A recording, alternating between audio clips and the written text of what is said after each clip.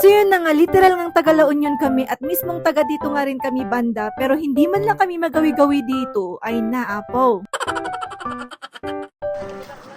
Oh nice! Yeah, it's a sister?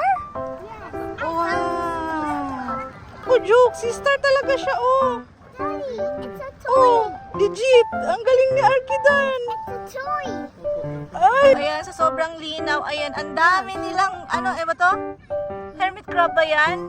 Grabe, ang dami. Ayan na nga't bungad pa lang, amazed na nga kaming tatlo dahil nga, Diyos ko, ay naapo.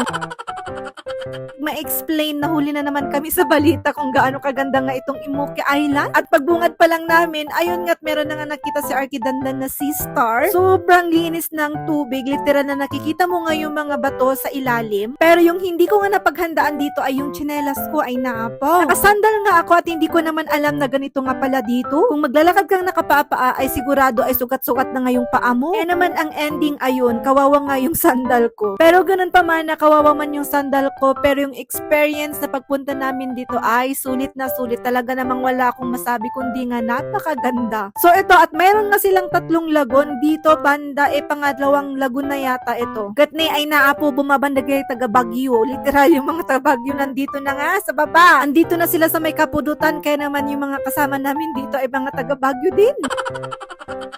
At yung mga taga-baba naman ay umakyat nga dito sa Baguio, kaya naman literal din na traffic dito sa Baguio.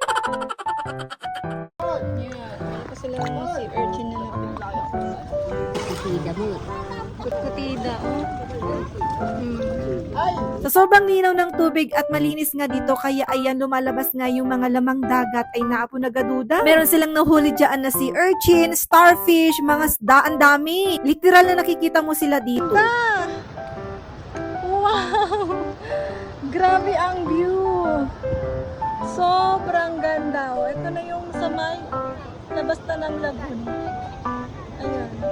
So eto na nga, paglabas nga namin ng ikatlong lagoon, eto, na-amaze talaga kami dito paglabas nga namin dahil dito pala pumapasok yung tubig papunta sa lagoon. Dito nga nanggagaling yung tubig dito sa may dagat, papasok nga siya dyan sa may lagoon. Dito pa lang sa may kanyang kanal, ayan, sobrang linis na. Pwede ka na ngang maligo dyan at naligo talaga dyan si Daddy Dandan. Dami nga ring tao doon sa may gilid dahil nga meron din silang nakukuha doon na isda, mga starfish. O, diba? Grabe. Enjoy na enjoy talaga si Daddy Dandan dyan dahil nga sobrang linis talaga ng tubig at makikita mo talaga yung mga isda sa ilalim. At ito, pumunta nga ako mismo dito